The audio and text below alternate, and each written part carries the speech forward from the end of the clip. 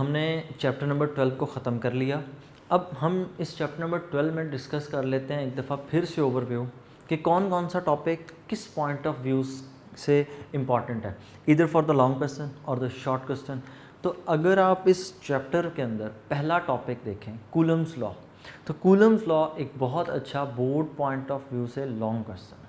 लेकिन चूँकि बुक का एक तो पहला टॉपिक, दूसरा ये टॉपिक आप लोगों ने बेसिक्स इसकी पढ़ ली थी 10th क्लास में, तो ऐसे टॉपिक के चांसेस कम होते हैं बोर्ड में आने के जिसको आपने पहले से पढ़ रखा है। तो बहरहाल फिर भी चांस ज़रूर रहता है कि अगर बोर्ड में पूछा जाए तो लॉन्ग क्वेश्चन के तौर पर पूछा जाता है। और साथ इसके अंदर जो इम्पॉर्टेंट चीज़ें थी वो आपने ज़रूर ज़हन में रखनी है। कुछ वैल्यूज़ थी लाइक के की वैल्यू 9 × 10⁻⁹, उसके यूनिट न्यूटन मीटर स्क्वायर पर कूलम स्क्वायर।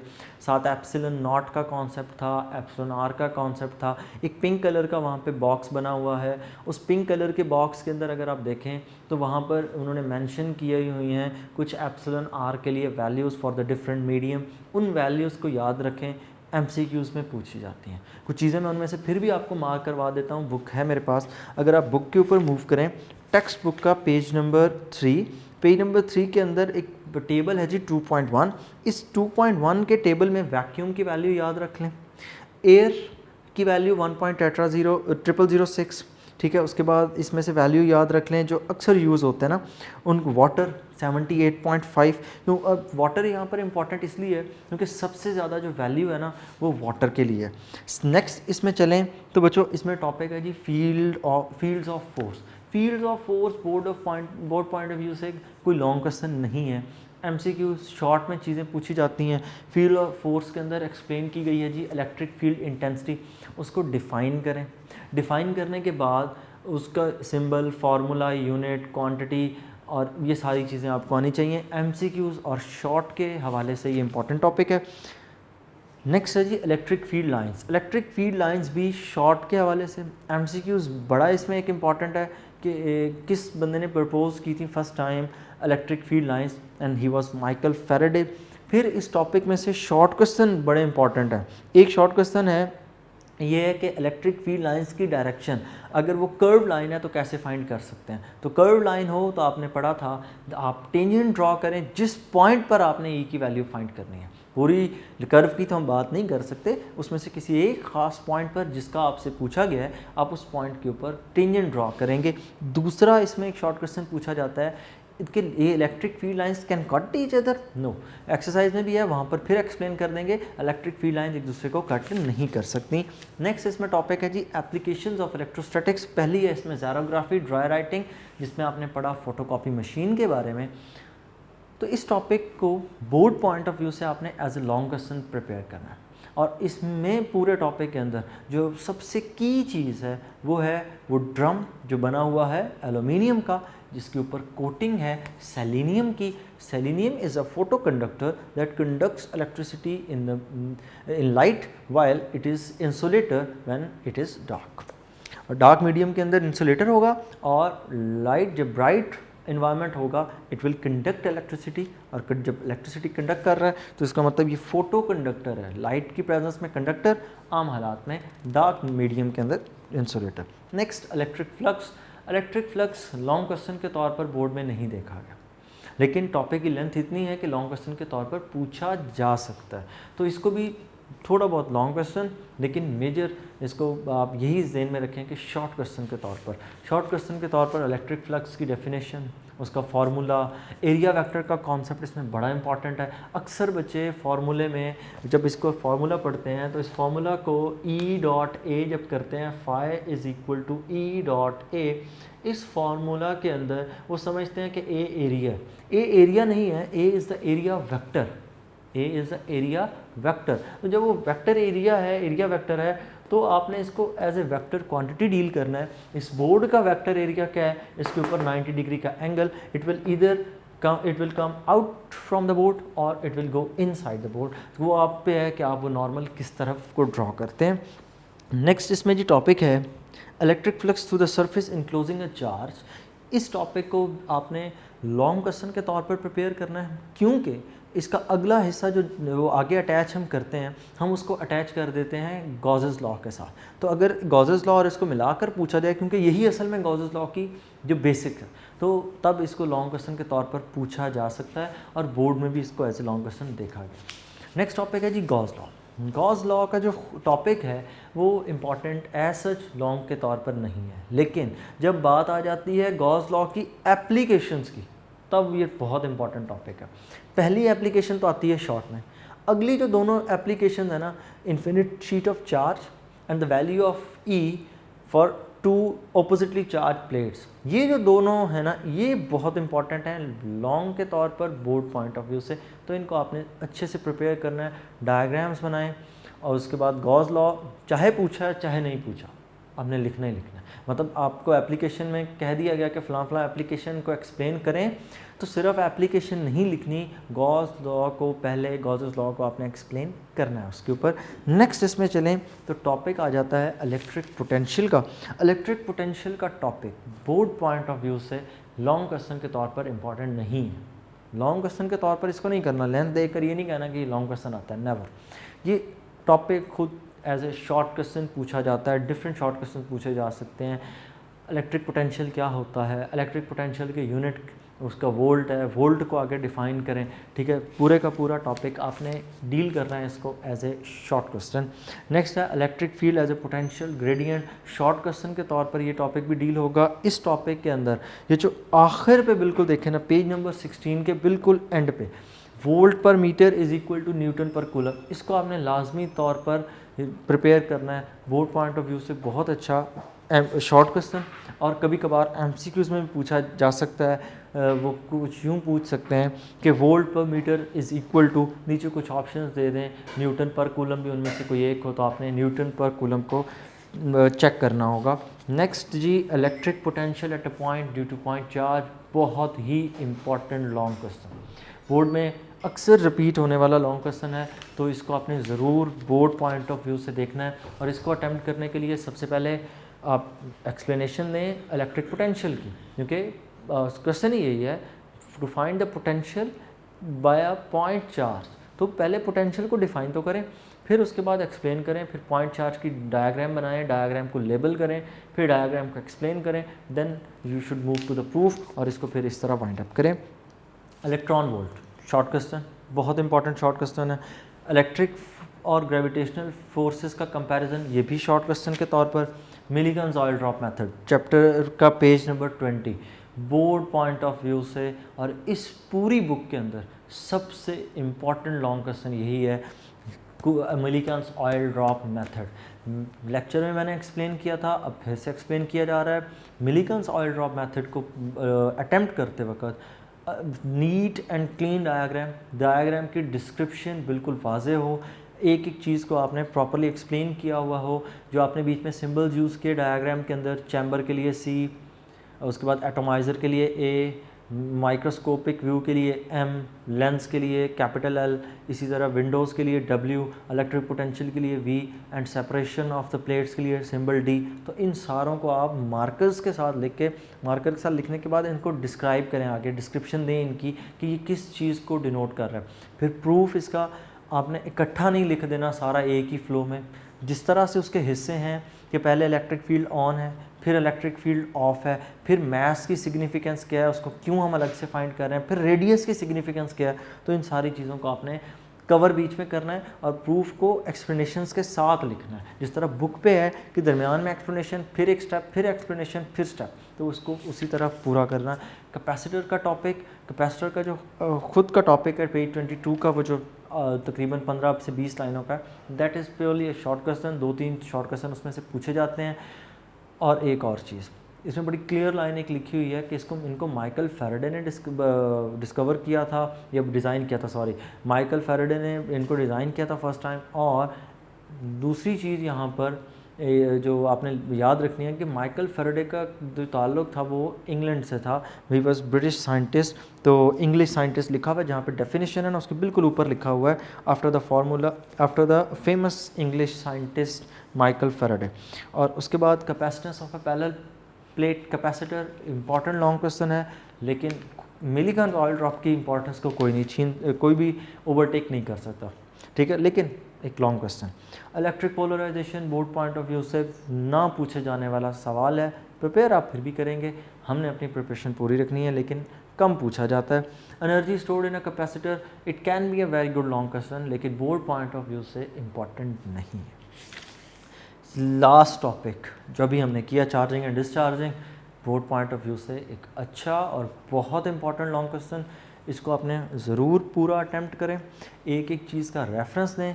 एक चीज़ ध्यान में रखनी है कि वो जो प्रूफ मैंने आपको करवाया था ये टाइम कांस्टेंट के लिए, ये प्रूफ करना आपके लिए ऑब्लिगेटरी नहीं है, क्योंकि आपकी बुक के ऊपर मेंशन नहीं है। जो एंड पे रिलेशन था ना, Q is equal to Q0 into 1 minus 1/e, बस इसको अगर आप लिख दें तो I think it will be sufficient. E की वैल्यू 2.71 हम शॉर्ट में पूरी वैल्यू लिखें तो एग्जैक्ट आपके पास 63% आंसर आ जाएगा, तो वो आप एक्सप्लेन कर दें, उसके अलावा इसको ऐसा एक्सप्लेन करने की ज़रूरत नहीं थी।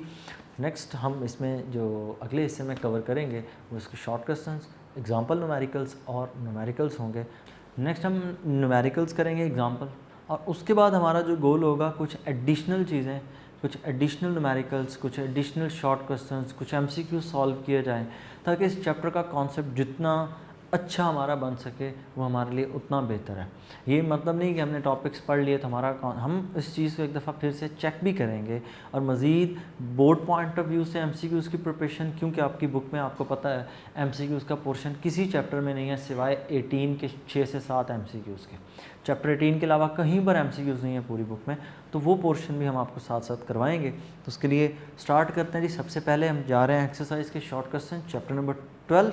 पहला short question, the potential is constant throughout a region of a space. Potential is constant, potential constant होने का मतलब ये है कि आप इस रीजन ऑफ स्पेस में घूम रहे हैं। मैं एक बाउंड्री बना देता हूँ कि ये एक रीजन ऑफ स्पेस है, इस पूरे रीजन के अंदर पोटेंशियल सेम है। मतलब पोटेंशियल सेम होने का मतलब जितना पोटेंशियल एक पॉइंट पर है उतना ही पोटेंशियल दूसरे पॉइंट पर भी है। मैं यहाँ पर कोई VA कह देता हूँ, यहाँ पर मैं कोई पॉइंट कह देता हूँ दैट इज़ VB, और पोटेंशियल सेम होने का मतलब ये है VA is equal to VB। तो ये क्वेश्चन की पहली लाइन का मतलब। नेक्स्ट क्वेश्चन क्या है, is the electric field zero और non zero in this region. तो आपने ये बताना है कि इलेक्ट्रिक फील्ड E के बारे में आपकी क्या राय है, E यहाँ पर ज़ीरो होगा या नहीं होगा। तो E के लिए एक बेसिक फार्मूला है, E के लिए बेसिक फार्मूला है E is equal to minus delta V over delta R। ठीक होगा कि electric field E is equal to minus delta V over delta R। अब मैं इस फॉर्मूले को सॉल्व करूँ तो मैं इसमें यूँ लिख सकता हूँ delta V, B minus A या A minus B doesn't matter, क्योंकि जब A और B आपस में इक्वल हैं तो VA माइनस ब्रैकेट है VB ओवर डेल्टा R। ये डेल्टा R क्या चीज़ है, इन दोनों पॉइंट्स के दरमियान में स्पेसिंग, D से भी आप लिख सकते हैं, it doesn't matter. E is equal to VA minus VB, वो इक्वल है, जितना A है उतना ही B है, तो इक्वल ज़ीरो, माइनस साइन लगाने की ज़रूरत नहीं, delta R then E will be equal to zero. तो हमने ये बात सीखी कि अगर पोटेंशियल डिफरेंस ना हो तो इलेक्ट्रिक फील्ड इंटेंसिटी कितनी होगी जी, it will be zero. Question number 2, suppose that you follow an electric field line due to positive charge. Suppose you follow an electric field line due to positive charge. ये हमारे पास positive charge, हम इसमें से निकलने वाली हर direction में line निकलेगी ना, हम उसमें से किसी एक लाइन को फॉलो कर रहे हैं। Do electric field and the potential increase और decrease. Do electric field and potential, electric field के बारे में आपने बताना है क्या होगा, पोटेंशियल के बारे में क्या होगा। कहने का मतलब ये है कि आपने इस लाइन को फॉलो किया, मतलब आप इस चार्ज से अवे मूव कर रहे हैं, तो E की वैल्यू पे क्या फ़र्क पड़ेगा, V की वैल्यू पे क्या फ़र्क पड़ेगा, दोनों के फार्मूलाज लिखें। E के लिए अगर हम फार्मूला देखें तो E is equal to 1/4 pi epsilon nought Q over R square. V के लिए फॉर्मूला देखें तो V के लिए हमने फॉर्मूला पढ़ा था, detailed formula 1/4πε0 Q over R। इन दोनों फार्मूलाज में R क्या चीज़ थी? R था इस पॉइंट चार्ज से हमारा डिस्टेंस। R था जी हमारा इस पॉइंट चार्ज से डिस्टेंस। मतलब ये हुआ कि अगर मैं यहाँ से रिलेशन बनाऊँ तो E का रिलेशन होगा E is inversely proportional to the square of the distance. यहाँ पर V का रिलेशन बनाऊँ तो it will be inversely proportional to the distance. इसका मतलब जैसे जैसे डिस्टेंस बढ़ता जाएगा E की वैल्यू वैसे वैसे कम होती जाएगी। यहाँ पर जैसे जैसे R बढ़ता जाएगा V की वैल्यू वैसे वैसे कम होती जाएगी। हम जब चार्ज से अवे मूव करते हैं तो E कम हो जाता है, हम चार्ज से अवे मूव करते हैं पोटेंशियल भी कम हो जाता है। अब ये तो हो गया प्रूफ जो आपने पेपर में लिखना। इसके अलावा कॉन्सेप्ट, तो कॉन्सेप्ट एक दफ़ा फिर देख लें। E के लिए हमने क्या रूल पढ़ा था? हमने E के लिए रूल पढ़ा था कि सपोज़ हमारे पास एक ये पॉजिटिव चार्ज है, इस पॉजिटिव चार्ज में से इलेक्ट्रिक फील्ड लाइंस हमेशा बाहर की तरफ एमिट होती हैं। अब अगर आप इन्हीं लाइंस में से किसी एक को फॉलो करें तो आप पे क्या इफ़ेक्ट होगा? जो इफ़ेक्ट एक लाइन का होगा ना, वही इफ़ेक्ट आपको हर एक लाइन पर मिलेगा। मतलब अगर एक लाइन को फॉलो करके अवे जाने पर कम हो रहा है ना, तो सारी लाइंस के ऊपर ऐसा ही होगा। और इस कॉन्सेप्ट को हमने पढ़ते वक्त फैराडे के जो लाइंस थी उनसे ये कंक्लूड किया था। हमने ये कहा था कि जहाँ कहीं पर ये लाइंस एक दूसरे के क्लोज़र हैं, यहाँ पर फील्ड स्ट्रॉन्ग। जहाँ पर ये लाइंस एक दूसरे से अवे हैं, यहाँ पर फील्ड वीक। ठीक है, सर्कल नंबर A और B। अगर A में देखें तो इन दोनों लाइंस के दरमियान में डिस्टेंस कम है एज़ कम्पेयर टू इन्हीं दो लाइंस का डिस्टेंस अगर मैं सर्कल B पे देखूँ तो।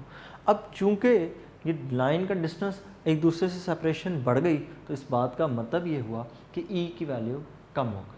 ठीक है, इलेक्ट्रिक फील्ड लाइंस के लिए हमने ये बात पढ़ी कि जैसे ही सेपरेशन इन दोनों लाइंस के दरमियान में बढ़ती है E की वैल्यू कम हो जाती है। और दूसरा, हम चार्ज से अवे मूव कर रहे हैं, चार्ज के जितना क्लोज़र हो इलेक्ट्रिक फील्ड इंटेंसिटी उतनी ज़्यादा, चार्ज से जितना दूर चले जाएं इलेक्ट्रिक फील्ड इंटेंसिटी उतनी कम। तो ये formula E is inversely proportional to 1/r square clearly ये शो कर रहा है कि जब डिस्टेंस बढ़ेगा E की वैल्यू कम हो जाएगी।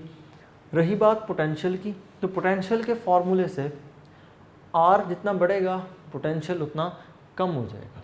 क्यों? क्योंकि जब अवे मूव करना होता है तो जब E उतना इफ़ेक्टिव नहीं रहा तो डेल्टा V की वैल्यू भी ऑटोमेटिकली कम हो जाएगी। एक और तरीक़ेकार है, अगर आपको रिलेशन भूल जाए ना तो इनमें से कोई एक याद हो तो दूसरे को आप फाइंड कर सकते हैं। E is equal to minus delta V over delta R। ये रिलेशन कौन सा? Potential gradient. अगर E कम हो रहा है तो V भी कम होगा, अगर E बढ़ रहा है तो V भी बढ़ रहा है। ठीक हो गया? तो ये एक छोटा सा आप इसमें कर सकते हैं एडिशन। नेक्स्ट बड़ा important short question, next short question में ये पूछा गया है, स्टेटमेंट हम उसकी पढ़ते हैं पहले, तब तक क्लियर कर लें ताकि हम उसको साथ साथ नोट कर सकें क्वेश्चन की स्टेटमेंट को। तो क्वेश्चन ये लिखा गया है, how can you identify that which plate of the capacitor is positively charged? Suppose हमारे पास एक कैपेसिटर है, इस कैपेसिटर की दो प्लेट्स, एक पे पॉजिटिव चार्ज है एक पे नेगेटिव चार्ज है। अगर तो मैं यूँ ड्रॉ कर दूँ और ऊपर मैं लिख दूँ पॉजिटिव और नेगेटिव का बना दूँ, अब तो अंडरस्टूड हो गया कि इस प्लेट पे पॉजिटिव चार्ज है, इस प्लेट पे नेगेटिव चार्ज है। तो ऐसा नहीं करना, आप यूँ बना लें, ये दो प्लेट्स ऑफ कैपेसिटर हैं, मुझे नहीं पता इनमें से किस पे पॉजिटिव चार्ज है किस पे नेगेटिव चार्ज है। तो एक सिंपल सा रूल है, आप इन दोनों प्लेट्स को वोल्ट मीटर के साथ कनेक्ट कर दें, वोल्ट मीटर के साथ कनेक्ट कर दें। अगर हम इस प्लेट को वोल्ट मीटर के साथ इस कैपेसिटर को कनेक्ट करें तो वोल्ट मीटर की नीडल हमें डिफ्लेक्शन शो करती है। ये वोल्ट मीटर की नीडल शुरू पर अभी हमने कनेक्ट नहीं किया, यहाँ से कनेक्शन हमने तोड़ दिया, ये दरमियान में होगी नीडल। अब इस नीडल की इस कनेक्शन को कंप्लीट करें, जैसे ये कनेक्शन कंप्लीट होगा नीडल डिफ्लेक्ट करेगी या राइट साइड पे या लेफ़्ट साइड पे।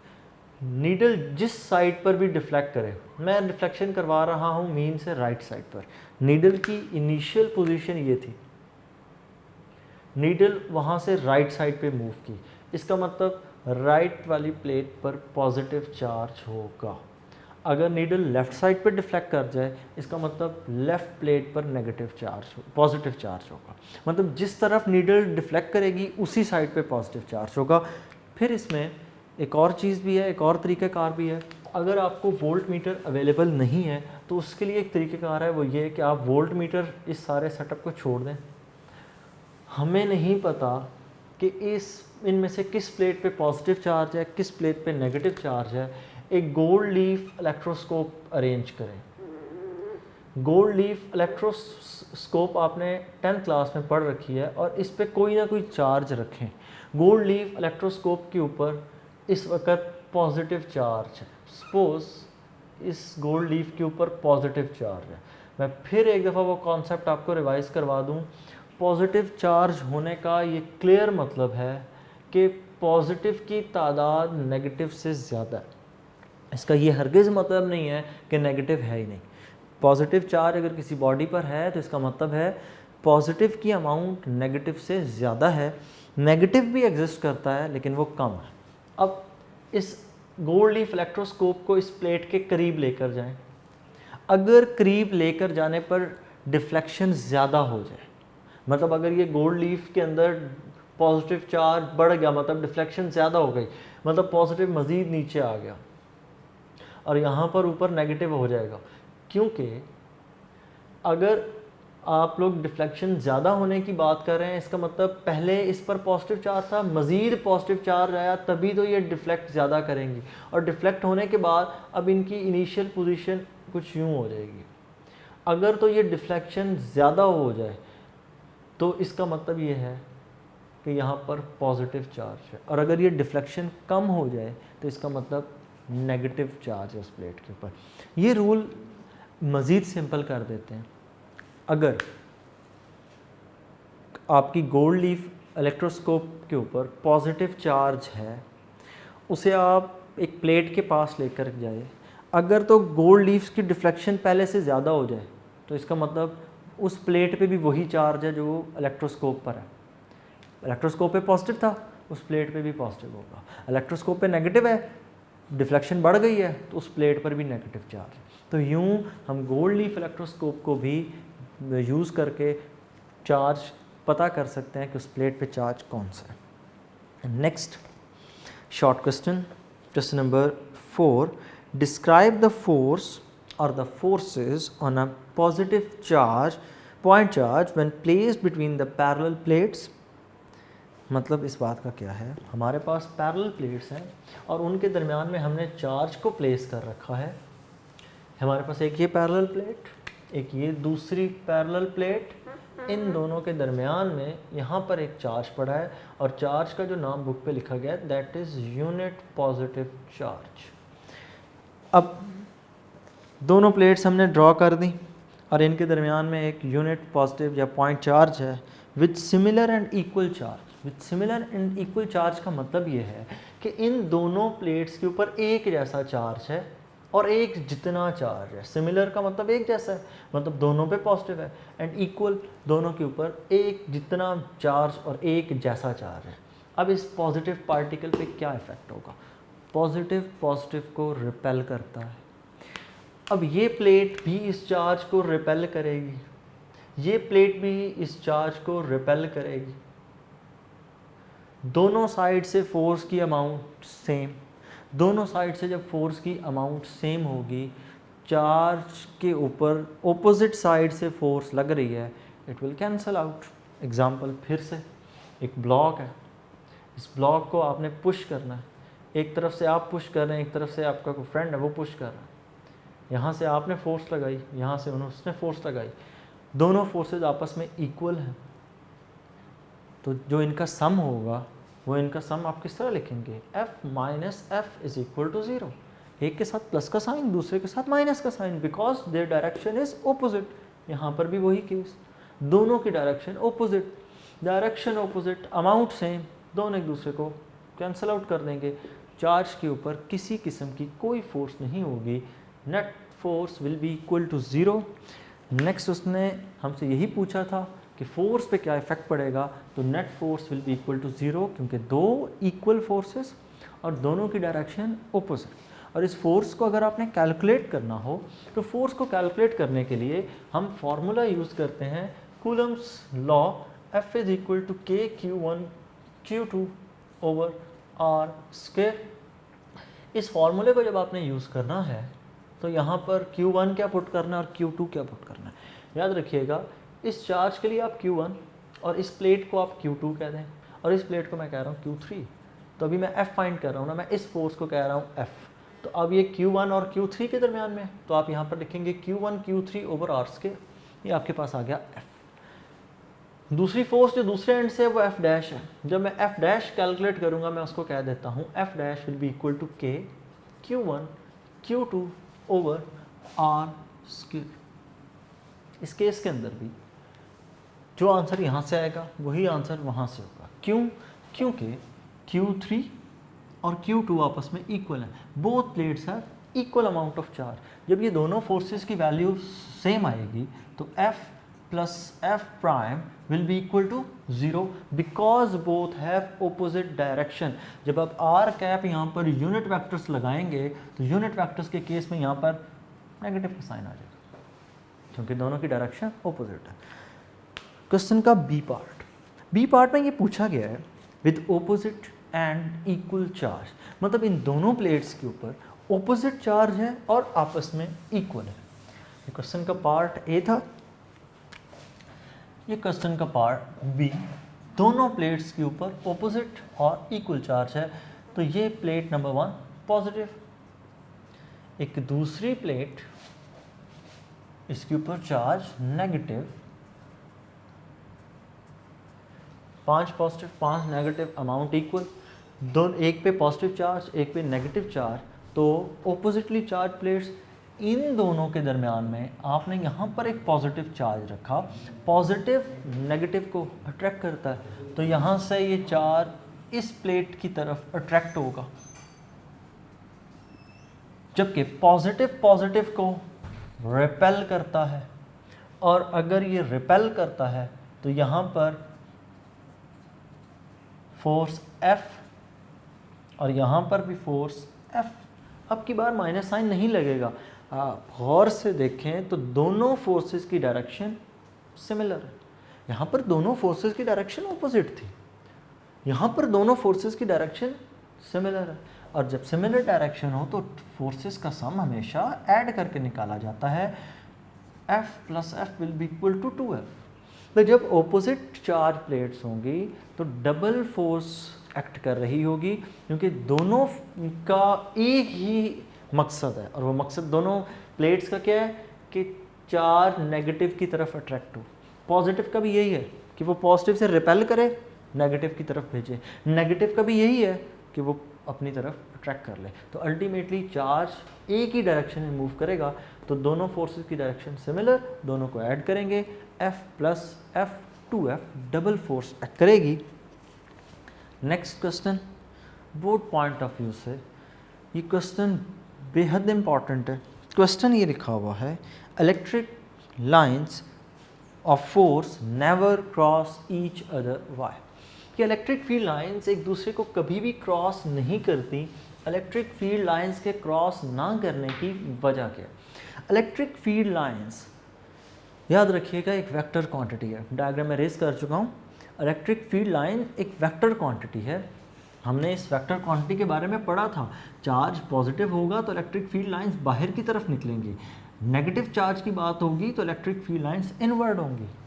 इस केस में तो हमारे लिए वर्किंग करना आसान होता है, लेकिन जब लाइंस कर्व हो जाएं फिर क्या करते हैं, फिर हमने पढ़ रखा है हम उस पर टेंजेंट ड्रॉ करते हैं।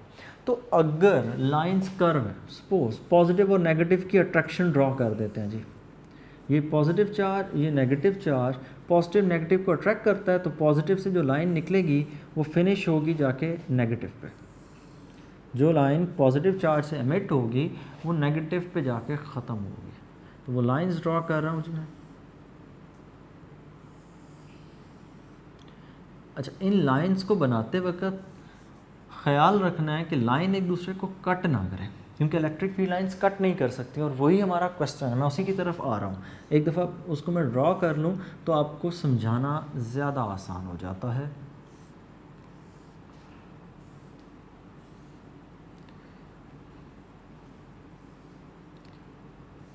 तो असल में प्रॉब्लम कहाँ पर आती है? प्रॉब्लम यहाँ पर हमें आती है कि जब तक तो हम लाइन स्ट्रेट की बात कर रहे थे तब तक तो डायरेक्शन फाइंड करना मसला ही कोई नहीं है, लेकिन जब लाइन हो जाए कर्व तब हमारे लिए प्रॉब्लम स्टार्ट हो जाता है कि अब इस कर्व लाइन की डायरेक्शन क्या होगी। तो कर्व लाइन के लिए डायरेक्शन के लिए परेशान नहीं होना, आपने सपोज इस पॉइंट पे डायरेक्शन फाइंड करनी है, यहाँ पर ड्रॉ करें टेंजेंट, जिस डायरेक्शन में टेंजेंट वो उसकी डायरेक्शन। तो मतलब इलेक्ट्रिक फील्ड लाइंस की जब भी आपने डायरेक्शन फाइंड करनी हो तो आप उस पॉइंट के ऊपर टेंजेंट ड्रॉ करते हैं, what ever the position is, जहाँ पर मर्जी कह दें आपने हमेशा टेंजेंट ही ड्रॉ करना।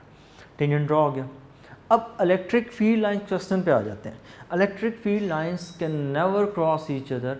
उसकी वजह यह है कि अगर लाइंस एक दूसरे को कट करें तो लाइंस एक दूसरे को कट करने पर एक से ज़्यादा टेंजेंट गुजर सकते हैं। फॉर एग्ज़ाम्पल, अगर लाइंस एक दूसरे को कट कर दें, ऐसा कभी भी पॉसिबल नहीं है।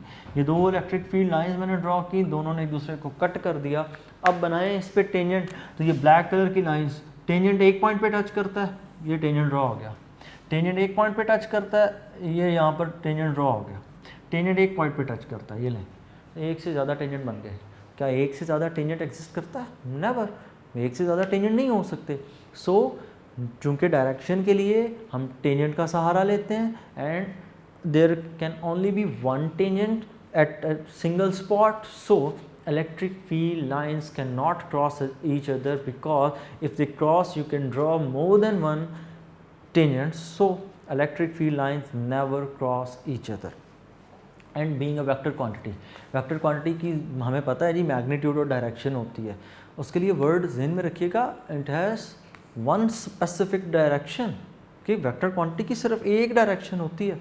अगर एक से ज़्यादा टेंजेंट ड्रॉ हो गए तो क्या एक स्पेसिफिक डायरेक्शन होगी? नो, एक से ज़्यादा स्पेसिफिक डायरेक्शन नहीं हो सकती, एक डायरेक्शन होती है वेक्टर क्वांटिटी की, इसलिए हमने एक ही टेंजेंट को ड्रॉ करना है।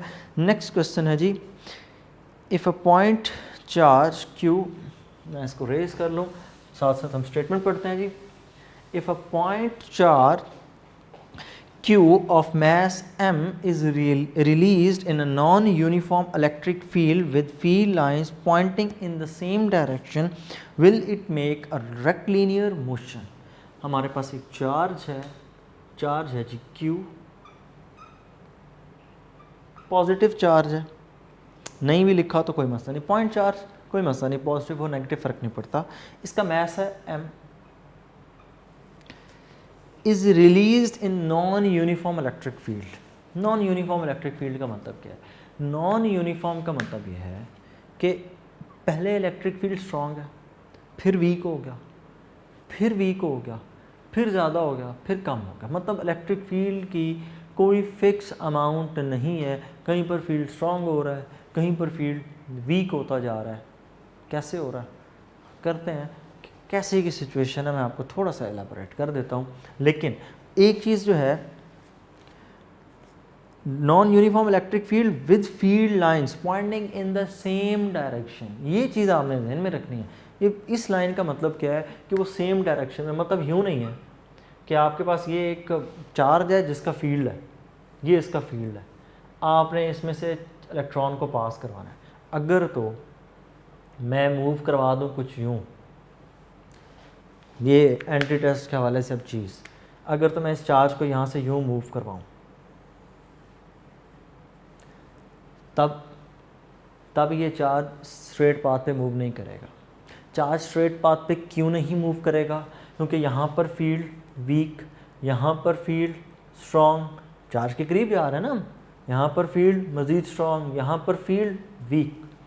क्योंकि जैसे ही चार्ज से अवे जाना शुरू करेंगे फील्ड वीक होना शुरू हो जाएगा। अब इस बात का मतलब क्या हुआ कि अगर चार्ज ये भी पॉजिटिव हो, ये भी पॉजिटिव है, पॉजिटिव पॉजिटिव को रिपेल करेगा, तो ये पाथ स्ट्रेट नहीं बनेगा, बल्कि ये पाथ कुछ यूँ बनना चाहिए कि जहाँ पर वो चार्ज के बिल्कुल सामने से गुजरेगा रिपल्शन सबसे ज़्यादा होगी।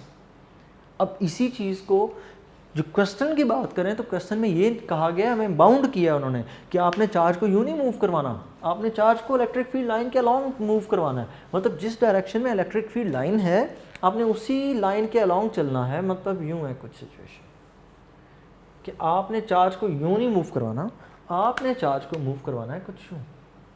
क्वेश्चन की स्टेटमेंट एक बार फिर से पढ़ते हैं। चार्ज हमने यूँ मूव करवाना है, ये है चार्ज Q जिसका मास m है, उसको हम इधर मूव करवा रहे हैं। क्वेश्चन की स्टेटमेंट एक बार फिर से, if a point charge Q of mass m is released in a non uniform electric field with the field lines pointing in the same direction, कि जिस डायरेक्शन में फील्ड लाइन उसी डायरेक्शन में charge move कर रहा है, जिस direction में फील्ड लाइन बाहर ही निकलती है ना पॉजिटिव की, उसी डायरेक्शन में चार्ज मूव करता है। Will it make a rectilinear motion? Rectilinear सिर्फ आपको कंफ्यूज करने के लिए लिखा है, लीनियर स्ट्रेट पाथ पे जी, तो चार्ज स्ट्रेट पाथ में ही मूव करेगा। क्यों? क्योंकि इलेक्ट्रिक फील्ड लाइंस के अलॉन्ग उसने मूव करना है, पॉजिटिव ने पॉजिटिव को रिपेल करना है, वो उसी पाथ पे चलता जाएगा। तो पाथ हमेशा इस केस के अंदर चार्ज का स्ट्रेट रहेगा। लेकिन अगर आप फील्ड लाइन के अलॉन्ग मूव नहीं कर रहे, आप उसके ऊपर से क्रॉस कट करवा रहे हैं किसी चार्ज को, फिर चार्ज का पाथ स्ट्रेट नहीं होगा, फिर उसमें कर्व होगा। लेकिन अगर फील्ड लाइन अगर वो फील्ड लाइन के पैरेलल चल रहे हैं, फील्ड लाइंस के पैरेलल चल रहे हैं, फिर पाथ स्ट्रेट होगा। अगर फील्ड लाइंस को हम क्रॉस कट करके निकल रहे हैं, इसका मतलब फिर पाथ कर्व्ड होगा। तो क्वेश्चन के अकॉर्डिंग बताना ये है कि फील्ड लाइन के अलॉन्ग क्या होगा, तो फील्ड लाइन के along the path will be straight. जी नेक्स्ट क्वेश्चन 12.7 और ये गॉसेस लॉ की एप्लीकेशन है जी। Is E necessarily zero inside a charged rubber balloon if balloon is spherical? अच्छा, अब इसमें जो आपको सिचुएशन दी गई है वो कुछ यूँ है, is E necessarily zero inside a charge rubber balloon, कि ये आपके पास एक चार्ज रबर बैलून है जिसकी शेप है स्फेरिकल। तो स्फेरिकल अगर मैं ड्रॉ करूँ तो it will be a circle for you, कि आपके लिए ये एक सर्कल ही होगा, क्योंकि बोर्ड पे स्फेयर बनाना मुमकिन नहीं है। आप कंसिडर करें एक बॉल है आपके पास, ये एक बैलून है गोल बिल्कुल स्फेयर। अब उसके अंदर E की वैल्यू क्या ज़रूरी है कि ज़ीरो होगी, और कंडीशन क्या है वो आगे लिखी है। कंडीशन ये है, assume that charge is distributed uniformly over the surface, के आपने चार्ज को बैलून की सरफेस के ऊपर स्प्रिंकल कर रखा है। अब बैलून की सरफेस के बाहर चार्ज है, जब बैलून की सरफेस के बाहर चार्ज होगा E will be necessarily zero. Yes, E will be zero when charge is outside the surface. क्यों? क्योंकि गॉस लॉ की स्टेटमेंट पे चलें, प्रूफ करना तो उसकी तो ज़रूरत ही नहीं पड़ती, उससे पहले लॉजिकल आंसर देकर इस बात को ख़त्म कर दें कि E हमेशा ज़ीरो होगा। क्यों? क्योंकि गॉसेस लॉ की स्टेटमेंट ही यही है कि when charge is enclosed in it, ठीक है ना, जब चार्ज सरफेस के अंदर हो तब की बात हम करते हैं, जब चार्ज ही सरफेस से बाहर है। जब चार्ज ही सरफेस से बाहर है तो फ्लक्स ज़ीरो होने का मतलब E विल बी ज़ीरो, ठीक है। फ्लक्स को हमने डिफाइन गॉसेस लॉ के केस में किया था, flux is equal to Q over epsilon nought. इस बात का भी यहाँ पर क्लियर मतलब है कि जब charge enclosed in with in the surface, मतलब ये चार्ज अंदर होता तो फिर फ्लक्स होता, जब चार्ज ही सरफेस से बाहर है तो फ्लक्स कितना होगा, ज़ीरो। फ्लक्स का formula E dot A will be equal to zero. Area zero हो सकता है, एरिया तो ज़ीरो नहीं हो सकता, बैलून की सरफेस जितनी बड़ी है उसका कुछ ना कुछ तो एरिया होगा ही। जब एरिया ज़ीरो नहीं है, area can not be zero, इसका मतलब ज़ीरो आंसर लाने के लिए ई ज़ीरो होगा तभी तो ज़ीरो आंसर आएगा। E will be equal to zero. ठीक है, तो ये नेसेसरी है कि E will be zero inside the charge balloon. Next question number 8, is it true that Gauss's law states that the total number of lines of force crossing at any closed surface in outward direction is proportional to net positive charge enclosed in the surface? लंबी statement है, इसके हम pieces करके फिर इसको समझते हैं कि क्या है। Is that true the Gauss's law state that the total number of lines of force crossing any closed surface, total number of lines, आपके पास ये क्लोज सरफेस, इस सरफेस के अंदर चार्ज पड़ा है तभी तो उसमें से लाइन उस सरफेस से बाहर निकल रही है। तो चार्ज पड़ा है यहाँ पर, इस चार्ज की इलेक्ट्रिक फील्ड लाइंस, एक, ये दूसरी, ये थर्ड, फोर्थ,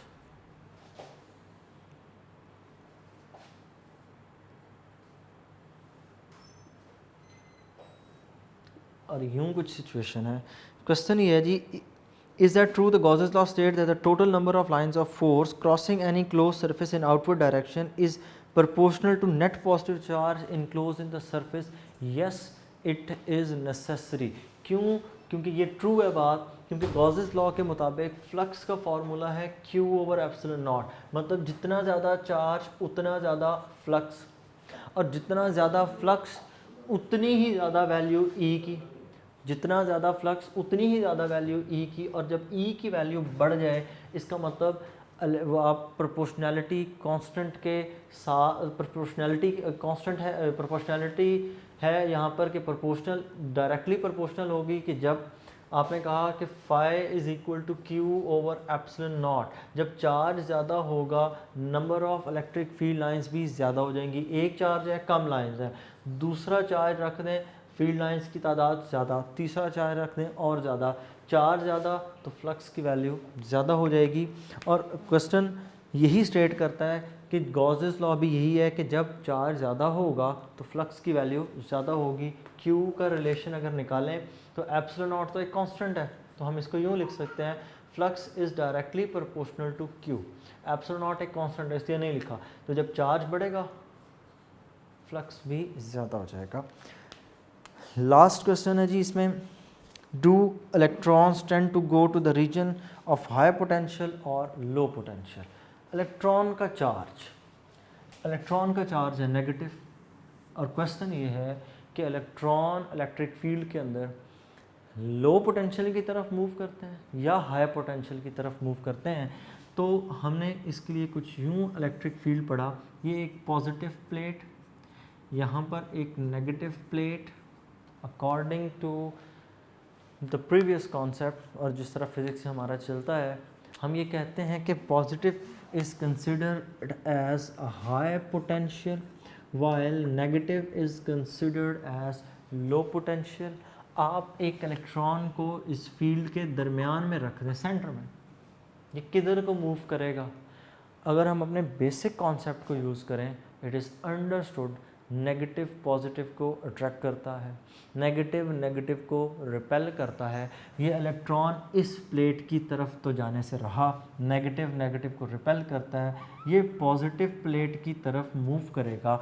पॉजिटिव प्लेट कौन सी है? It is a plate having high potential. इसका मतलब इलेक्ट्रॉन हमेशा हाई पोटेंशियल की तरफ मूव करता है।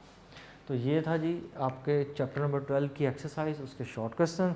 इन शॉर्ट क्वेश्चंस के अंदर जो इम्पॉर्टेंट हैं, शॉर्ट क्वेश्चन नंबर 3 जो बोर्ड पॉइंट ऑफ व्यू से बहुत ज़्यादा इम्पॉर्टेंट है, शॉर्ट क्वेश्चन नंबर 5 और फिर लास्ट शॉर्ट क्वेश्चन नंबर 12.9।